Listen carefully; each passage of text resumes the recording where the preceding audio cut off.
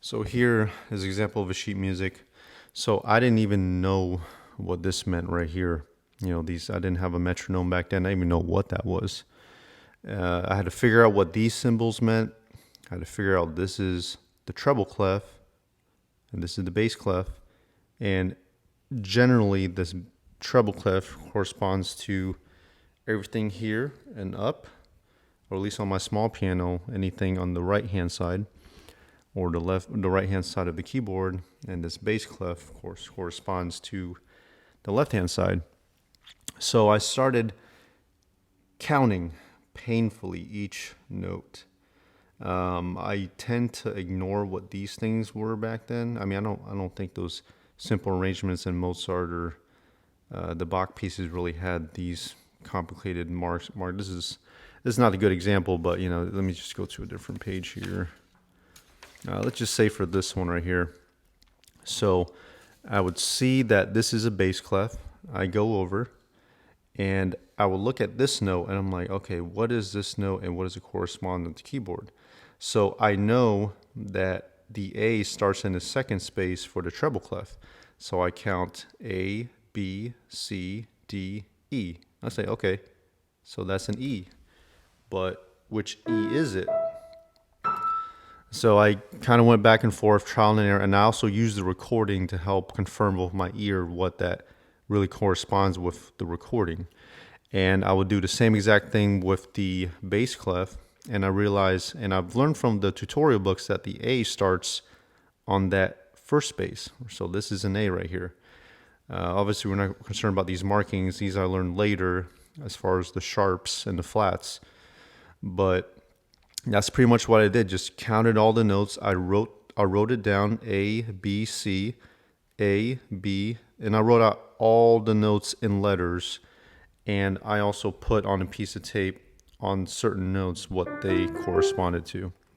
So that's pretty much how I did it. It was a slow and painful process, and over time, as you get used to the notes, it's almost like doing like a math problem. You correspond to this note. You're basically deciphering this whole thing.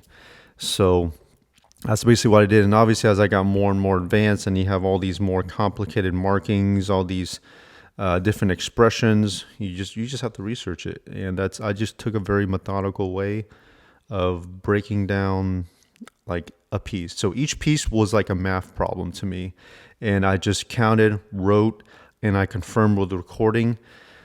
And that's pretty much how I went about learning pieces.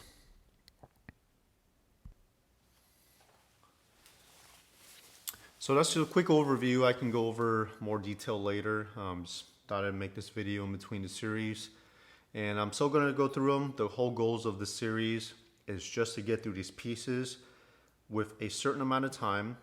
And I'm not trying to practice 12 to 14 hours on end, trying to get these things perfect.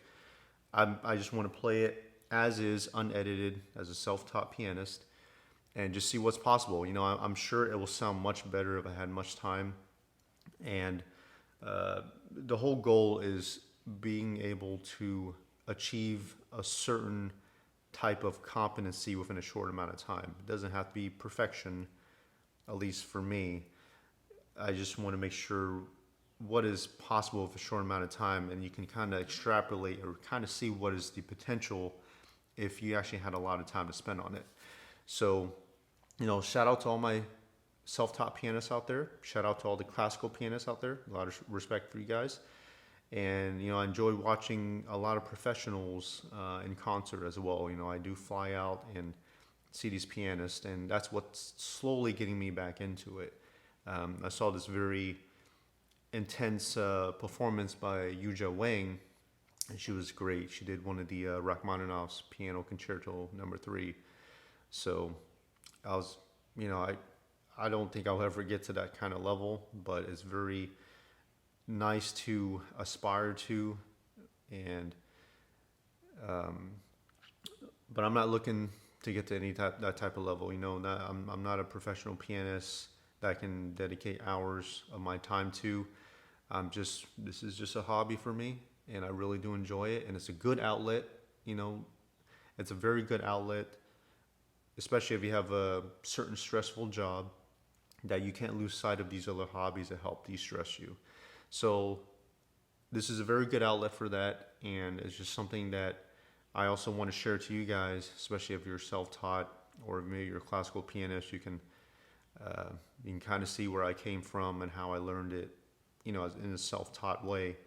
But so that's all I have for this video, and thank you so much for joining me and the story of how I taught myself piano and how now I'm currently using it as an outlet, and just kind of going back into it and kind of re-engaging my passion. It's obviously something I enjoy if I were to teach myself to this type of level. So very fortunate for everything that I've had, and I will continue to make more content for you guys out there, especially if you're self-taught. It is possible, and if you ever feel like you get more advanced, if you have the opportunity, obviously get some professional instructions if you have that kind of privilege. So, all right, guys. Well, that's all I have for the video. Thank you so much for joining in. If you haven't liked or subscribed, definitely will support the channel a lot, getting it to a lot of other people out there, and maybe other possible self-pianists are trying to figure out how to get into this world. So appreciate your time, support, and any question or comments, free to leave them down below. All right, guys, have a great day.